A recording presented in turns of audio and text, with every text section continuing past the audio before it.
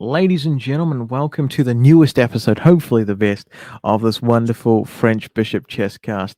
I am Rogan Joe Sloan from New Zealand, and we are joined as usual by my fellow co-host and much stronger equal, John MacArthur, National Master John MacArthur from New York. Today we will be talking about all the wonderful things we have missed because we have unfortunately got lives and bad work. I'm not kidding. We've got lives. We'll just say that we've got lives. We don't want to, but we do. It's a thing. So, negotiations for the title of World Championship have broken down between Play Magnus Group and FIDE. Today we'll be kind of hopping almost. We'll hop nicely between topics. We'll try and keep it concise, brief, and beautiful. But who knows? It is what it is. John, over to you, mate. Yeah, I was noting that I think this all started with Magnus Carlson having the freestyle conversation unresolved at the end of the World Rapid and Blitz, which resulted in the first FIDE finale Fiasco, where I was there at the site when Magnus walked around, and I was standing on that side of the room trying to overhear their conversations. And basically, Nepo and Magnus basically decided that if they wanted to, they could just keep agreeing to short draws at end.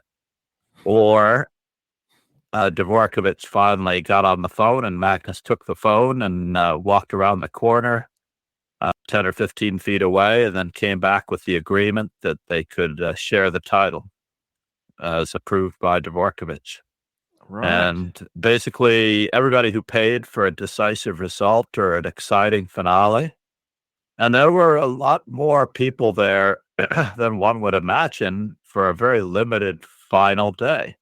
I had the opportunity to go on several days, but I shared my tickets with other chess teachers from our school.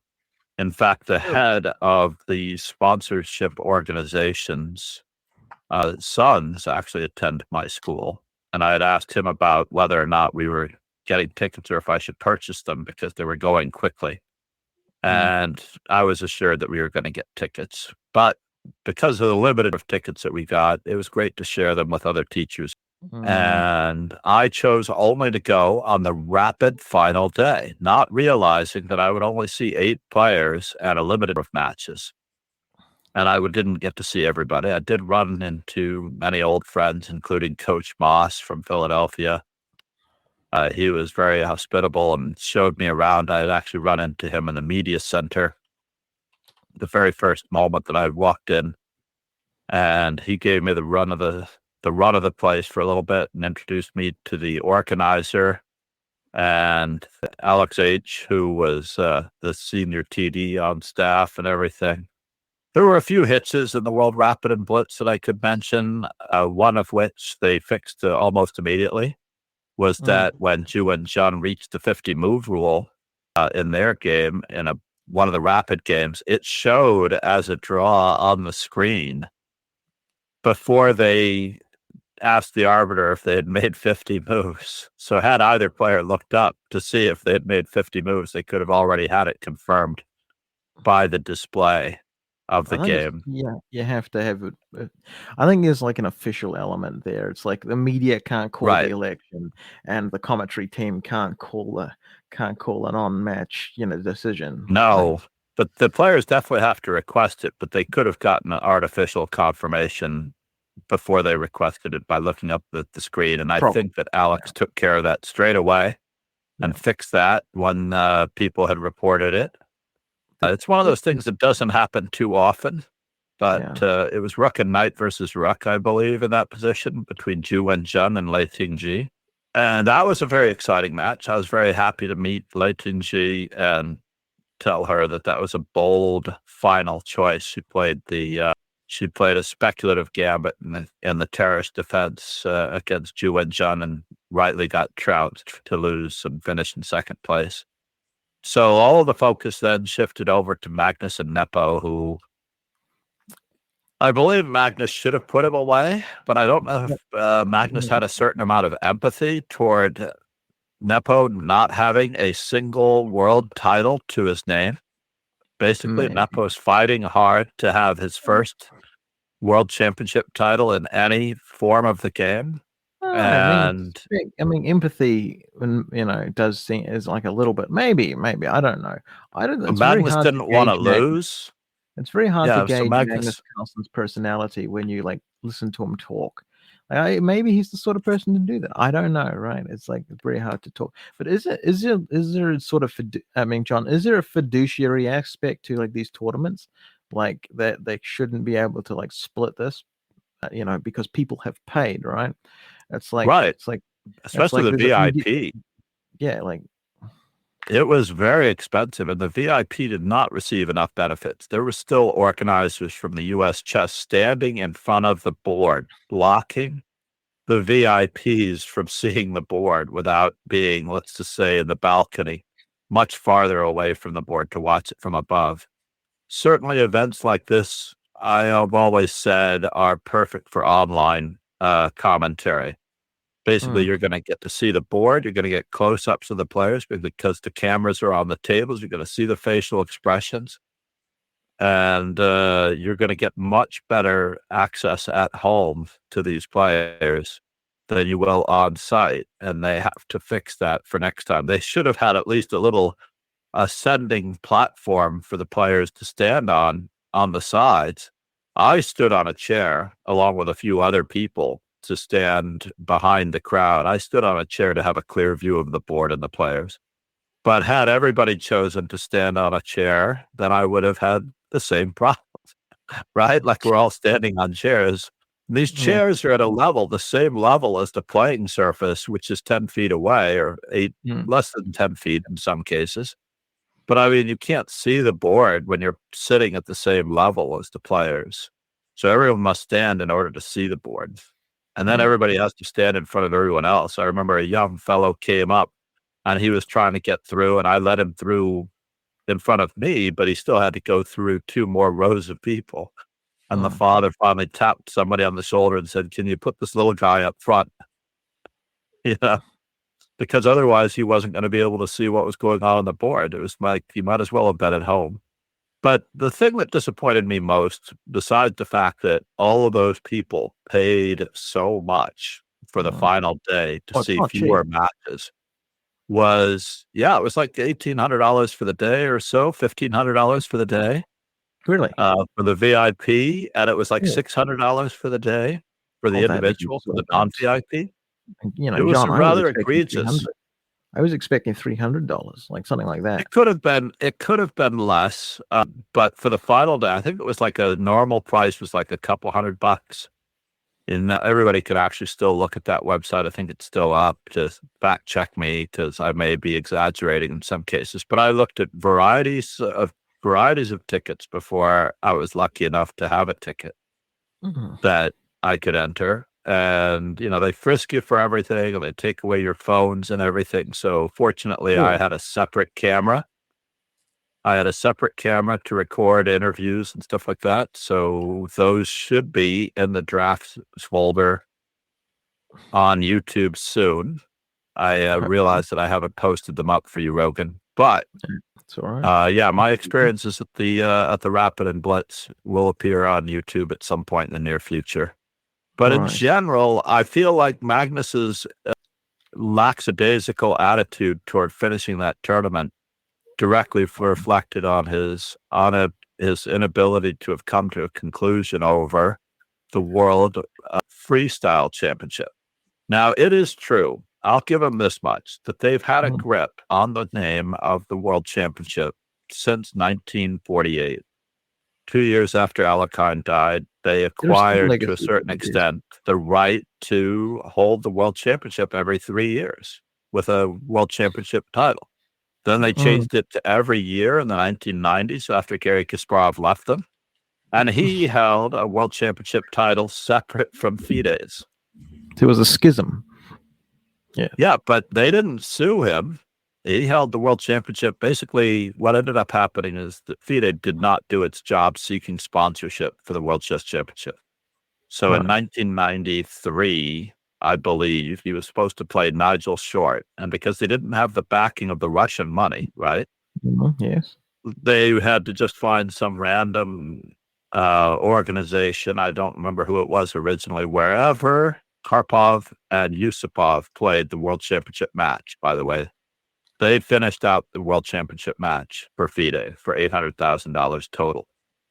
Right. That was what FIDE had acquired for a world championship FIDE match in Oh, 1993. it's quite horrendous, really. I mean, even Right. back then, And I Kasparov mean, just left and said, I got $3 million from the London Times, and we're going to hold the match in London.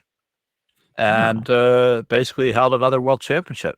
And then he Yeah, held another world championship in shows many 1995 things, at the does it top not? of the World Trade Center in New York. I mean, this shows several things that I think this shows several things. That FIDE has a history of failing. FIDE has very, very limited rapport with the chess community. I mean, firstly, I mean, the only reason it has any rapport is because it does basic administrative duties to a reasonable standard, I think. And I think it shows that, like, it's not that what they do is not that hard, and shouldn't be monopolized by them. If it was hard and it needed that much legacy behind it, they wouldn't have had schisms in the past. You know, like nobody can tell me with a straight face that Magnus couldn't organize something better. Like he is, I mean, In instantly a almost. heartbeat, he has Yeah, access to sponsorship, like, money, yeah, I mean, and yeah, that's there's what he's nothing he planning doesn't on have. doing. Yeah, he's got the people. He's got, like, I mean, quite literally. I mean, I mean, And I do do you believe that FIDE was threatening the players with their with playing retaliation? Yeah, invitations to if they played in Magnus Carlson tournament, if it were in the, termed a freestyle world championship. yes, in these articles by the India Today, the Hindu.com. I mean, it is the Indian Express. You're going to get a few Indian websites here because, well, they do cover chess to a higher degree, I think, than many Western nations, and I think that's much to.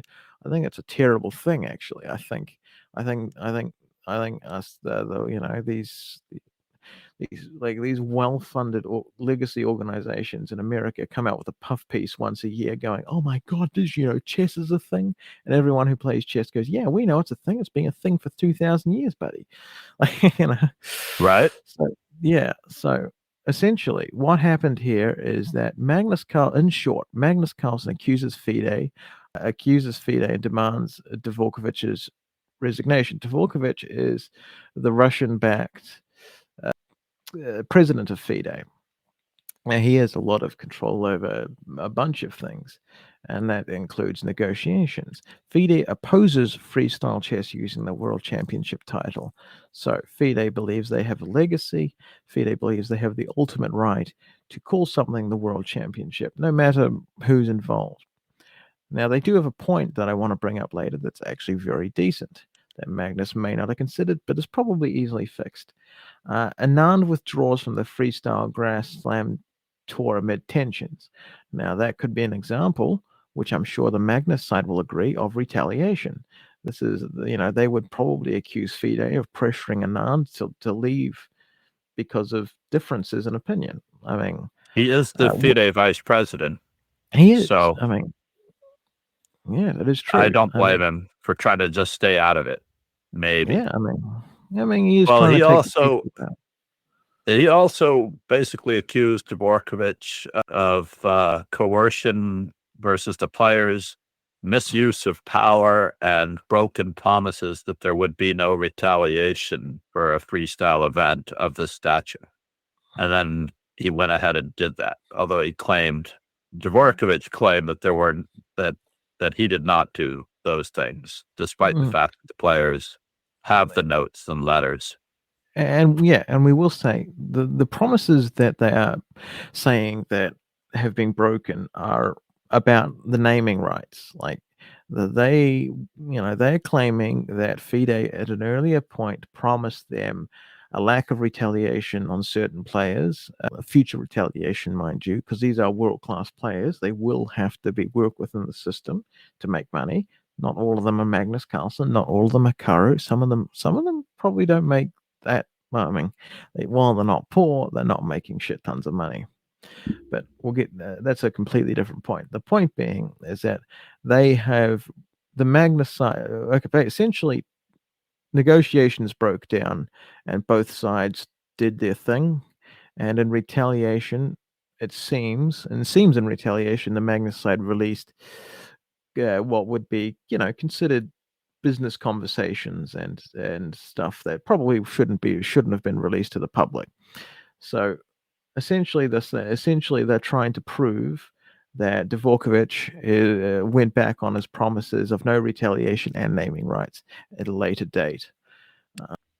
And then, if anybody has been a student of other such negotiations between large organizations like this, that can negotiating in bad faith like that is often a tactic to delegitimize the organization that you're fighting against. So for freestyle chess, thought that something was the case, they organize everything around that, and if you pull the rug, it makes it a lot harder to logistically do anything. And it makes it harder to advertise, it makes it harder to make legal claims, sell tickets. It makes it harder to do anything like that. So that is a common tactic in bad faith negotiations to do that. On a legal standpoint, it's very dubious as well. But yes, Yeah, I mean, I several think the such heated articles. moment when the sponsor of the event was communicating with Dvorkovich and then sharing the personal texts that were basically laying out what Dvorkovich had agreed to or was about to agree to and then went back on. Mm, Leaking personal messages, according to Dvorkovich, is a part of their business culture, referring to the freestyle chess group. And it's totally against my culture. What is private. This is a quote from Dvorkovich. When it is public, it is public. You should get permission to at least take something that is personal public.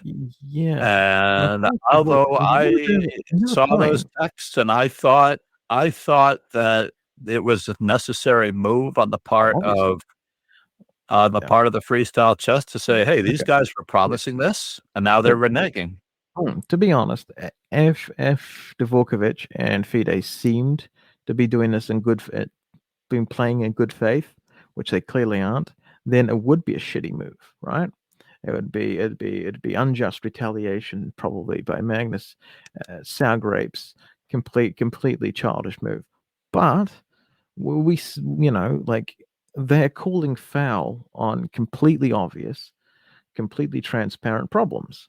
Like that is not we. This is not one of those things where you say, "Oh, but it should be in private." It's like what, like just so everyone knows, no NDA on earth, covers illegalities. Like In theory. what's private should be private unless it's illegal or highly, or just against the faith of, it's not good faith negotiation to go behind someone's back and try and rug pull them at a later date. I mean, and then to claim, oh, it should be private. What? So your abuse of a negotiation should be private? Like, I'm sorry, that doesn't come into it. What? I don't know. Yeah, it was a tough call. It was a tough call. Ultimately, I enjoyed watching the freestyle fiasco for the Oh, most sure. part. Oh, Uh, tiny I bombshell. Oh, think feel the primary match that I watched was between Hikaru and Sindarov, where Hikaru woke up to the fact that we, as mortals, have winning positions Oh, and they go away. They just as go hell. away sometimes. Poof.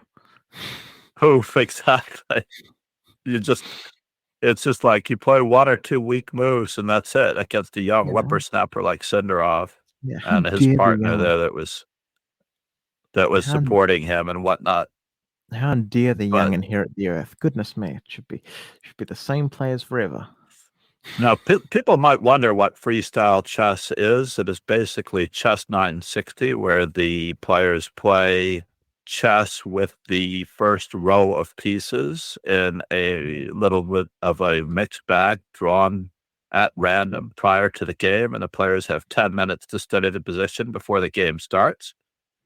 I actually somewhat disagreed with the format a little bit. I thought that both players should have the same position for each color. So if one person gets one position with one color, they Mm, should not choose a different position when they flip the board around. I feel that both players should have equal shots at that yeah, same position.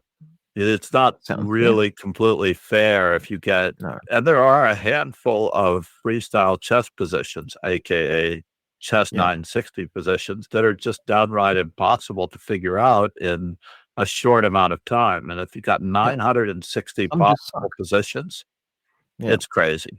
some just Now, suck. It's gonna happen.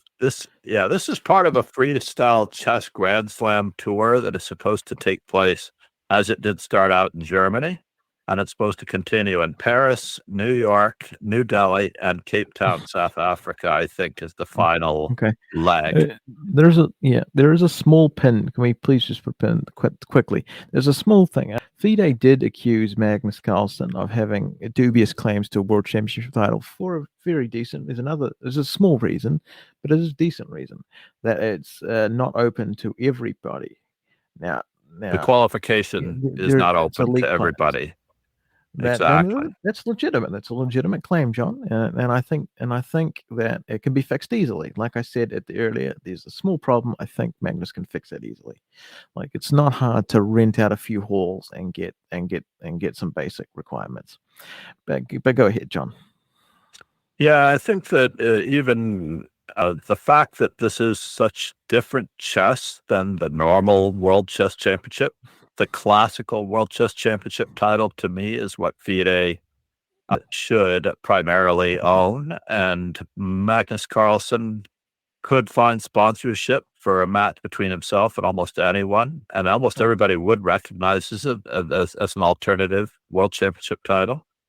I, Just like Kasparov took the show on the road in 1993 to 2000, and I don't think it took 15 years roughly for them to unify their system from 1993 to 2008, I think the difference and here is popular yeah, perception and social media. Everyone knows that from the moment that Dingler ran and Nepo sat at a table, everyone has known that Magnus Carlsen is the king. He's just he not is on the the king. throne. He is just not on the throne at the moment. Some man is forming his chair for him, and That's right. we all know it. Back in the day, it might have been a little different, John. I don't know. Like No, there may I have been think it's been less this popular way moments. for the dawn of time, where you have your father's chair in the living room, and if you're sitting in it when he comes home from work, you get out of his chair and let Mm, him sit back down in it because that is his chair. You don't like mm, expect your dad to sit on the sofa or somewhere else in the room if no, there's dad's chair right in the middle of the room, and that is Magnus Carlsen's chair, the world championship, the one player in the world, mm, and everyone else could just sort of take a step back and acknowledge that he yeah. still rules the chess world, even though he doesn't hold the title at the moment. Indeed, indeed. I mean, very, very true. I mean, so John, I think Magnus, based off many of his quotes, it's hard to recall them now. Is I mean, I think FIDE has a great reason to be very, very, like, very defensive. I think they've got this a very good reason to go. Like, I mean, it's not a good reason. It's not nice to rug pull in negotiations, but they have legitimate fear. Like I think they have a legitimate fear that Magnus won't stop at chess 960. You know, why Yeah, I would he? believe that you're absolutely correct. If they give him the world I championship don't title now, yeah. because to me, bullet chess, ironically, to me, bullet chess, which I think can be played over the board very respectably at 1+1, Mm, because it is over the board and reaching for the clock is an additional second of time that you can avoid a lot of chaos at 1+1. The World Bullet Championship has yet to be determined. After all, to continue what I was starting to say about the classical World Chess Championship title may have belonged to FIDE since Alekhine's death in 1946, when they began organizing a tournament every 3 years. I'm sorry, a match every 3 years based on a qualification cycle that was open to everyone. They had zonals in parts of the world to determine qualifiers, and then interzonals to get to the world championship match, and then ultimately candidates matches with Fischer claiming that the interzonals were, of course, rigged. The players did agree to draws with each other for extra days off when they were from the same country. And then they extended it to rapid chess. They extended it to blitz chess in December of every year. I believe the next one will be held in Qatar. But they have not yet held a Bullet World Championship. And to me, that will be the ultimate TV-worthy game, to actually see the players' instincts on display and the skill level with which Magnus Carlson still plays at the highest level in 1-minute chess is absolutely profound. When you have players that are good at it, playing it, it's awesome. It really is awesome to watch. I can watch Bullet when Magnus Carlson plays it. It is extremely entertaining. He will make mistakes. You have all the emotions, and you have time for commercial breaks. Yeah. Like, I think we've seen logistically, like, okay, on a moral sort of legitimacy sort of where we think the power in the chess community lies.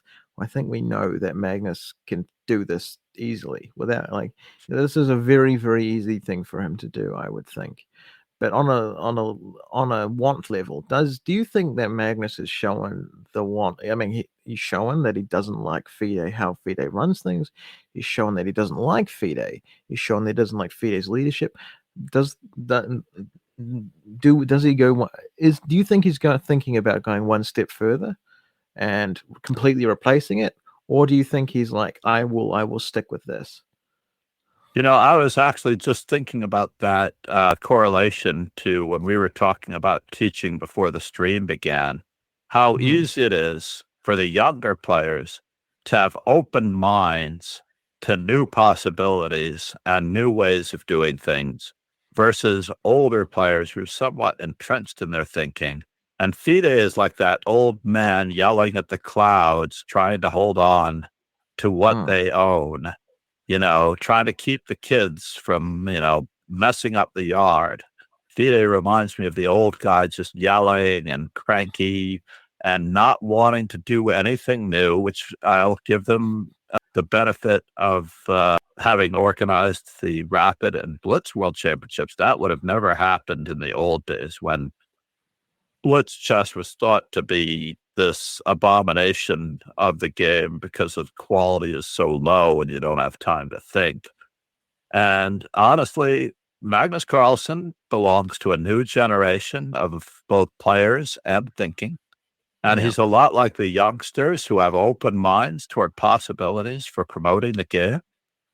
And if FIDE has to have their hand in it, not unlike FIFA, the corruption of having to get a piece of the pie at all times, then I don't think our game will ever appear on major networks, sports channels, or anything like that, because FIDE will always demand a cut.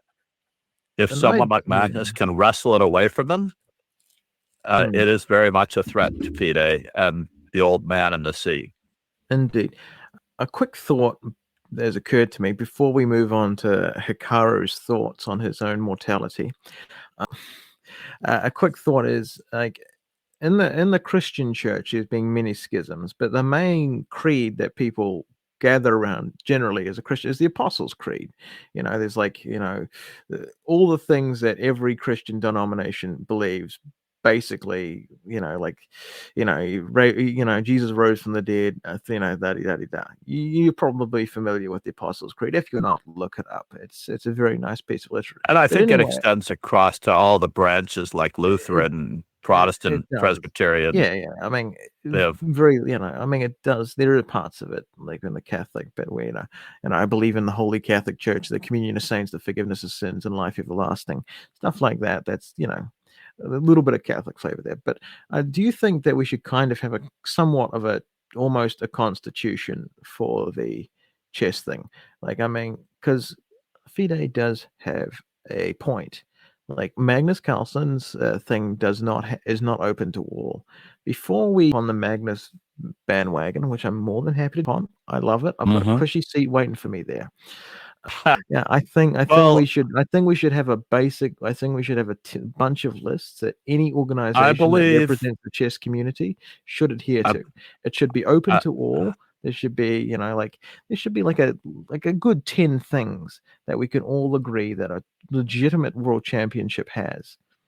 Like I can I can pull the rug out from underneath this one now that I think about it pretty easily. For the first women's World Chess Championship tournament, it was probably possible to hold qualifying events. But for the first World Chess Championship tournament, that was ironically of not on a dissimilar format, there were only 8 players that were chosen more or less yeah, by consensus from the top players in the world to play in 1948, the World Championship tournament. Each player played each other 4 times. yeah, John. And because each player played each other 4 times, it was not unlike Yeah. a match tournament, but Mm. FIDE did not hold a qualifier Sure, but to they couldn't, right? determine who the first World Championship tournament Yeah, would be decided by. but that's like saying Morphy had very limited opponents. I wonder why. I mean, like it's the 1860s. I mean, there's Yeah, logistical problems. Nowadays, I can communicate with almost anybody on the world in microseconds. but I There's think if not a you're going to problem with that. start something, you have to start somewhere. I Yeah, believe you of have to course, yeah. start somewhere. You have to work within your time, but we don't live in that time anymore, right? Like that's it's Yeah, a living, breathing community, and we need to realize that they're like we can't just on the Magnus bandwagon without realizing that like before we essentially coup yeah essentially before we mentally coup FIDE, we have to think about what FIDE does. Now FIDE is I believe a corrupt bureaucratic mess that has undue influence on the chess community and everything like that. But they do some things we need to continue going on forward. They have a somewhat democratic process for a somewhat wide range. Like there's qualifiers. You can go to those qualifiers. There's a bunch of it's you it's, can it's work your way reasonably up the fair. ladder. It's reasonably fair. I think we Yeah, should have like a few demands of Magnus's new regime. but getting to the freestyle chess format, though, to me, this is almost not chess. I mean, you could say that chess is an extension of checkers in the sense that the pieces Yeah, can my all move theory, backwards, not John, unlike kings, and the pawns resemble checkers, can only move John. forward. I mean, the World Checkers Championship should have a say in the matter as well while we're at it. And the World Go Association should have a But say in John, the matter. from my point of view, I believe that Magnus wants to do this, and I believe that it's the first step towards legitimacy. I don't believe he actually cares about 960 too much. I think he Right. likes it. I think he'll tolerate it, like it, play it because it's like anti-theory, right? It's the same reason Hmm. Bobby Fischer loved it because there's a lack of memorization. It's all about creativity. But I think that this is the first step towards taking on other responsibilities within the chess community, such as maybe the Bullet World Championship, maybe the actual World Yep. Championship. I think this is a first step in a grand plan or a process. I don't believe this is the like last step. That's why I say this. This is, Yeah, but I I do believe there should be a World Bullet World yeah, Championship because definitely, there is a huge, huge population of people who yeah, enjoy watching streamers play Bullet, who enjoy oh, playing Bullet themselves. It is almost exclusively, relatively yes, pain free.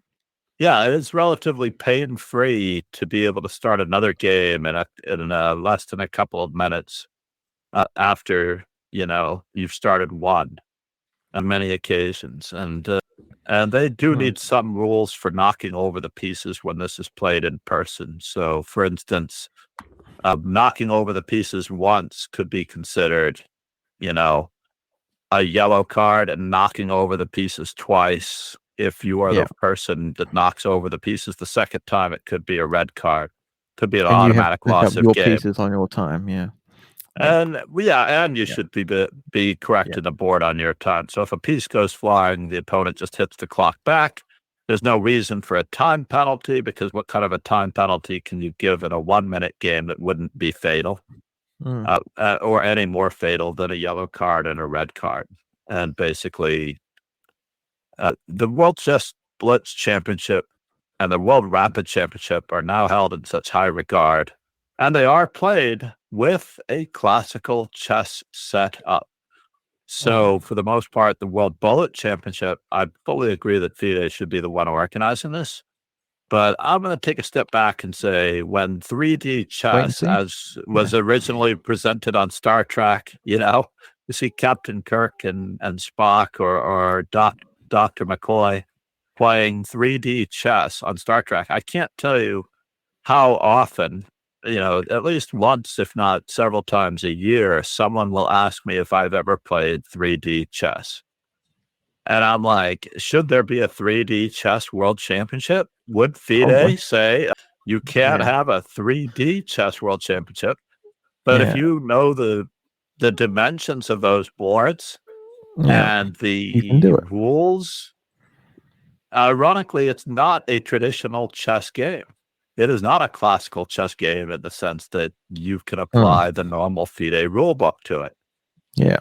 So therefore, At because some point, you've FIDE got to be able to tell FIDE to did shove this off. or did that, just tell them to shove off. Exactly, because this is a variation on chess, like the Atomic World Chess Championship, or the Yeah.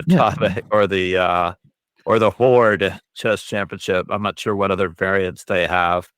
Duck Chess World Championship, as presented by chess.com. Oh, chess boxing. Basically, the Even. Chess Boxing World Championship. Yeah, because the World Boxing Association is going to say, no, you can't have a Yeah, I'm World sorry. Chess Boxing title. Yeah. Fucking I like, do believe that they should establish the criteria for how much they should get paid for the use of the name.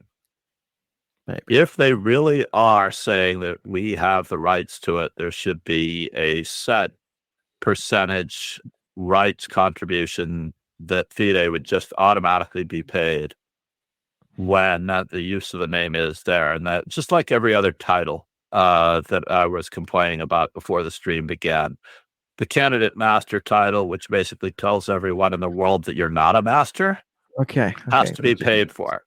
Okay. And Separate conversation. We'll get into that in another but I'm just saying that podcast. this is a We're title in to that go. FIDE wants money for. This is a Yeah. title that FIDE, in theory, it's all about money for them. It really is. It's not about the principle of losing the world championship again. Goodness no. They've already done that once. It didn't work out well. But they should get their logo somewhere on there for a certain amount of pound money. of flesh. Okay. That's right. They just have to set their price. And the organizer was willing to pay them $100,000 at this for point, the use of the World Championship name. And that was just negotiation stage, right? That was like just that the old start. story. I forget who it was, but some wonderful historical figure was at a party, and he said, "Would you sleep for me for $1?" And the woman was like, "Oh gosh, no." And then he said, "Would you sleep with me for $1 million?" And she's, "Oh, maybe." Oh, so we're just negotiating now. We're just quibbling on the price. we know what you are. Now we're just quibbling on the price. Exactly. And I think that's a little bit of the FIDE thing there. But we must be concise, John. We must talk about our lovely, wonderful friend Hikaru the pineapple shirt, who lives under the sea and a big something. No, but he has recently teased the fact that he may, in fact, retire, and as the primary treasurer and president of his hate club. I think yes, go right ahead. Nobody's stopping you. There's the door, fellow. There's the door. He has reached a certain age. He is married now. I'm positive that he's thinking about having kids. That is the natural next step to having gotten married. And he has a whole new set of life's priorities on his plate. Yeah. Magnus Carlson is now married. He is got, a lovely situation where I'm positive that he's thinking about having a family. He's just got to time it right. He can't have any of the children's birthdays during the World Rapid and Blitz, although given the fact that he told the world that he will not be playing in December in Qatar, I believe that is when she will be expecting. Oh, I'm going to say and it I here mean, first.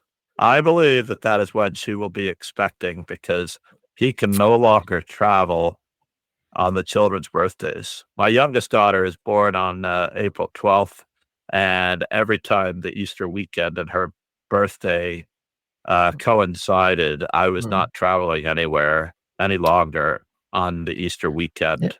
It was thought, suddenly your plans were made for you. exactly, this is I not going mean, to happen.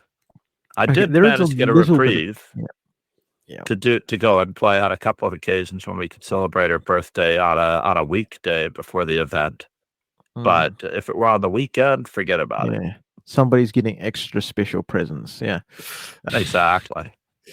Yes. Now there So is much social science and general well it's generally a well-known fact that professional athletes who have children and get married tend to lose their edge. Now there's a statistical thing I believe in Formula 1 that your time for every single child you have, your time gets a bit long. Like your lap time, like you're just, you're not as aggressive and stuff like that. And it tends to like there are studies that show that over, that they can demonstrate that there's a correlation between marriage, family, and being less overall competitive in the field. And that I think can be like less maybe less transferable to chess, but still somewhat absolutely. there. Like, I would also chalk in the age factor, being usually over the age of 30 at the time or around to reaching the age of 30. When you are turning, when you're heading into your 40s, you're usually well past the peak of your prime in almost every sport, not just yeah, chess. you're getting the It Peter used to Svidler be, syndrome. yeah, it used to be the opposite, obviously. But now, Grishik was in the top 10 in the world, and there was a lovely moment with his kids intervening on his commentary with Peter Lecco the one time. Yeah, And it was just so cute to see in the background, and you know exactly where his playing strength went. He's yeah. not the player that he used to be.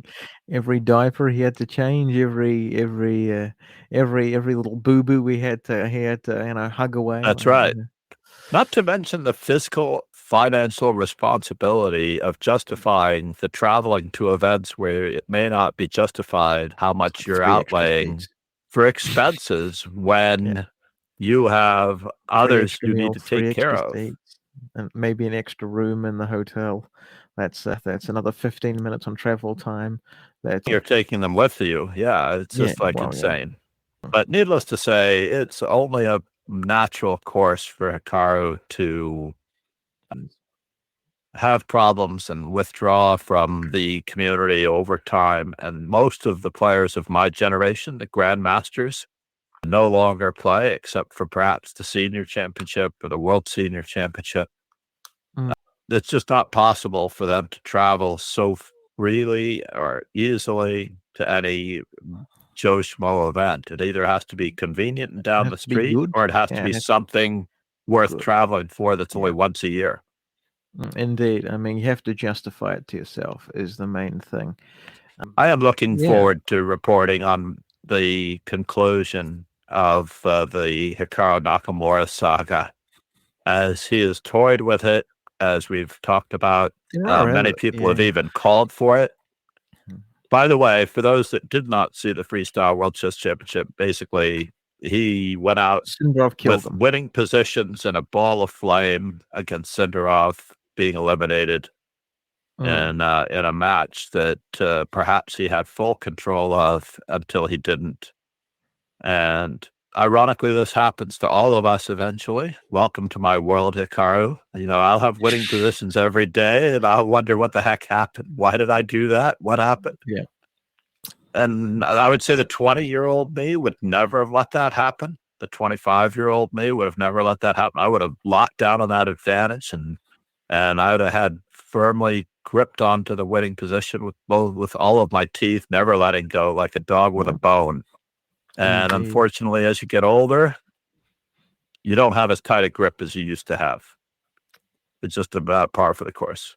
But I feel like this And was a really lovely recap, Rogan, no, of no, almost it is. everything that has There is a happened. little more to be added there. I mean, like Go ahead. Hikaru for a very long time has like been a workhorse. Like I'm a chief hater, and I will say the man's a workhorse. He played the candidates while still streaming, mostly.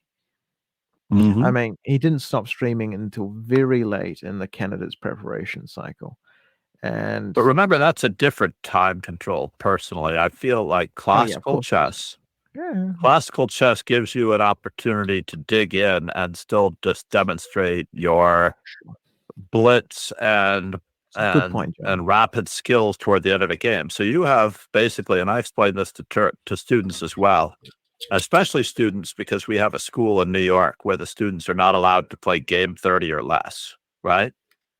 Students are not allowed to play in any tournaments with game Child abuse content. 45 or less. Let's put it that way, right? Yeah. And I don't need to mention who it is because it does have a relationship to Hikaru, actually. Yet I wonder, I say, what happens in your tournament games when your clock goes under 30 minutes? Do you just sort of put your coat on and leave the room? Because your clock is going to go under 30 minutes at some point in the near future.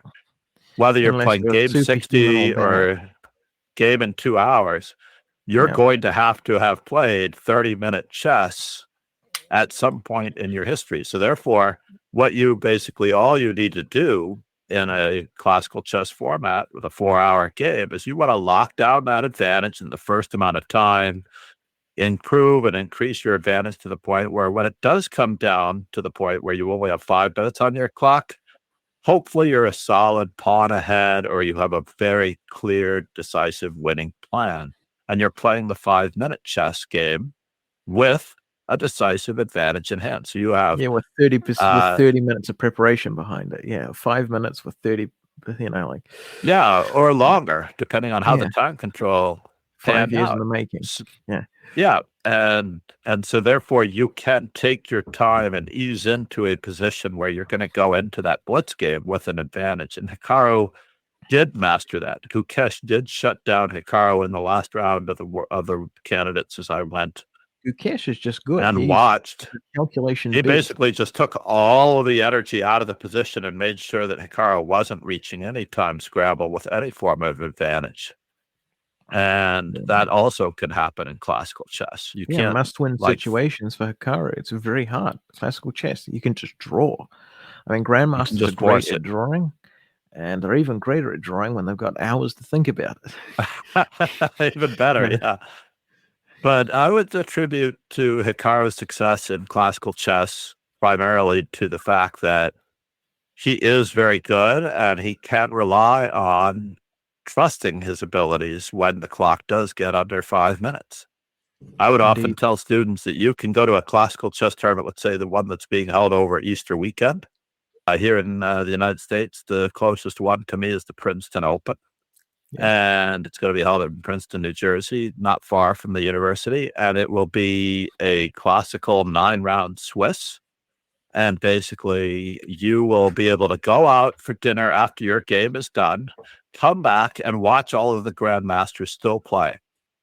Basically, all the kids will take that classical time control, blitz through it in 15 to 20 minutes, go to dinner, Yeah, futz around grab at dinner. dinner for a good hour, and then come back or longer and come back to the tournament to see these 4-hour games coming to their 5-minute conclusion. And you will see many grandmasters eking out winning positions against other grandmasters in the last 5 minutes of the game based on some form of advantage that they've secured in the first 11/12ths of the time control, let's just say. Let's round it Indeed. off to 11/12ths. Okay, yeah, okay, so what my main point was, he's a workhorse. I mean, and he was a workhorse, and he's always said that he's had the ability to do it, just do it. Stream 6 hours, prepare for a match, play a match, be fine. But now he's added, like, an entirely new dimension. Like, if you're not spending time in your relationship, it's not a relationship. That's the point of it, right? Like, a marriage is quite literally a social and spiritual contract to spend time with someone in a certain state, which that state is marriage, right? And so now he's just added more to this, and it's like at some point you might have to say, if I'm going to continue being a world championship player, I may have to stop streaming a little bit. Like I might have to cut that out, Cut cut back. that stream down to 30 minutes. I'm gonna have to hire another editor. Like get, I want nothing to do with half this process that takes any time away from me. Right? Like Right. you've got to sacrifice something at some point. The stakes have been upped. You're now a husband. It's like It's the natural congratulations. course of things. Congratulations, you've got another who wants to spend time with you. Like Although I have to admit that at least he, unlike Magnus, has a chess playing spouse in the form of a Tusa who's a lovely person and oh yeah, extremely understanding of his profession and can travel with him and play in side events such as the Norway Chess should have another event for her to be able to concentrate on playing with. And she has still been streaming lately. I don't necessarily know yeah. that I mean, she's been streaming on his channel. She has her own channel. oh, she does. In She fact, does. I actually thought for a lot. I was wondering for a long time because before we knew he was married, I was wondering how the hell is she able to play Hikaru so much. Like that every week on a YouTube channel she'd be like playing over the board with Hikaru. I'm like, how the fuck is she able to like book him this much? Like she had it in. she has to be She had sleeping it with him. in. Yeah. Which Indeed. explains a lot. Yes. In fact, sometime at the beginning of COVID, when I think it was perhaps a year or less than a year into COVID, I was actually in contact with Atusa with the prospect of possibly looking at her for a co-streamer of some sort, because I was looking for lesser known players who could be a co-streamer that would complement or be able to banter off of my very slow speaking style. But when I'm speaking to someone, not unlike you, Roken, it's much easier to maintain a rapport and a nice pace Yeah. with the chat with the audience. And when you're on your own as a streamer and you're only relying on chat to keep fueling the conversational fire, it can get a little bit lax or dull. Yeah. Yeah. You know you've got problems when you're relying on chat. It's terrible. Yeah. Yes. Especially Indeed. since chess is in the toilet as far as the Twitch channel is concerned. Oh, All indeed. that. This is a personal theory backed up by vast amount of anecdotal evidence over the last year, 2 years and a half. The chess category on Twitch is done. It's toast. If you see 2,500 people allegedly in the chat, Twitch chat, Twitch streaming category, that is not even vaguely true. Now, I'm sorry, chess.com, if you ever hear this, but it might be time to figure out this embed thing.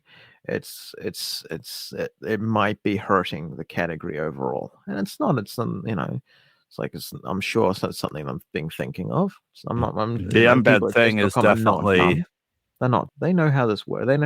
They probably have an expert in social dynamics and on streaming platforms, and they probably have experts in this. They probably know this, but it's not as big as it's purported to be because of the vast amount of embedded viewers from chess.com. No, that's neither here nor there. for those that don't understand the embed portion. If you have chess.com open and you are seeing the streamer of the day in the corner of the browser window, it counts as a view whether you're watching it or not. But if you're not watching it with sound on, it's not actually a real viewer to Twitch. It's not a real viewer to Twitch. So very commonly, even recently, I could get raided by someone who has several hundred viewers and only 25 or 50 come over. Recently, I think Keith Onsky brought like 32 viewers in. He's a streamer from South Africa. And I was very impressed that he brought 32 viewers in, being a guy and being a lesser known streamer. I was very happy for him. We'll do it for you. Those viewers stuck it out with me for quite a while. I have to say that even like 45 minutes later, they were still there with me, although it may have dwindled down to about 28 or 27 of those viewers were his.